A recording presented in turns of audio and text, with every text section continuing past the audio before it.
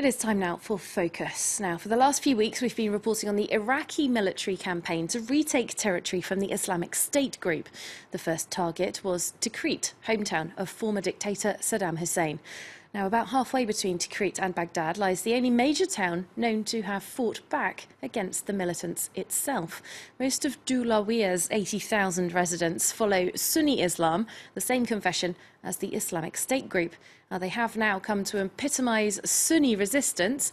Gail Sunderline and Vincent Voulan report from Duluiyah. Some 80 kilometers north of Baghdad lies Duluiyah. Mainly Sunni, the city was the first to resist the jihadists 7 months ago.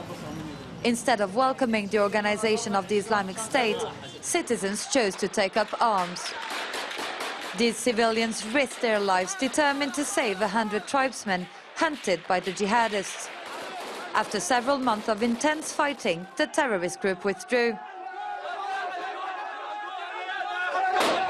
These are the remains of the southern district where the battle raged on, killing over 100 and wounding another 800. Mukhrif is a school teacher. During the Duluiyah siege, he became the leader of a unit. We could see the position from here. The enemy was right there. He lost 5 men on the front line. I was standing here, and they were shooting at us with RPGs. That is what made this hole here, and then this whole room burned down.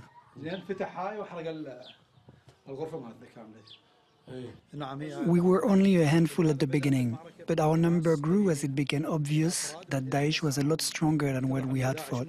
So everyone ended up joining the fight. The whole community rallied around this man, Colonel Kandil, Duluiyah's police chief. His victory against a terrorist group has granted him a leading position in the city, and he is now trying to create a permanent force to ensure that the terrorists never return. We're trying to involve the tribes. You can see all of the region's leaders here waving the Iraqi flag, and we're trying to get them involved in the defense of the city of Duluiyah. The war is far from over. Jihadists are just at the end of this road. The Sunni tribe's support is essential in the fight against the terrorists. In case of a new attack, even the 1,800 policemen of Duluiyah will not be enough. We control a valley, and we have 6 men to place under your command. Every day, tribal leaders pledge allegiance to the colonel. They are hostile to Baghdad's Shia-led government, and at first they let the Sunni terrorist groups settle on their lands. Today, they're joining the ranks of Colonel Kandil. They stole our harvests. They tried to control all the water and food resources. They displaced entire families. It became a disaster zone. They would damage or even destroy our houses. These tribes are now in charge of securing a city that has become a symbol of their resistance. Now you're in charge of a key checkpoint here and another over there. If you see a suspect, come and see us and we'll handle him. You don't have to have any problems. If you don't fight them, you'll fall prey to them. They're a pack of wolves, so fight them, okay? To fight the jihadists, the colonel also has to ally with the Sunni tribe's old enemy, the almighty Shia militia, backed by Iran. That day, one of their leaders is welcomed by the authorities in Duluiyah. Tens of thousands of his men are on the front lines. The country's unity against the terrorists is at the heart of the discussions.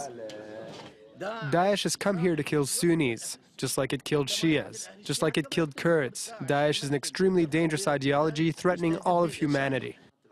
These militia leaders are often accused of committing war crimes against Sunnis by human rights groups, an embarrassing yet crucial ally for the colonel.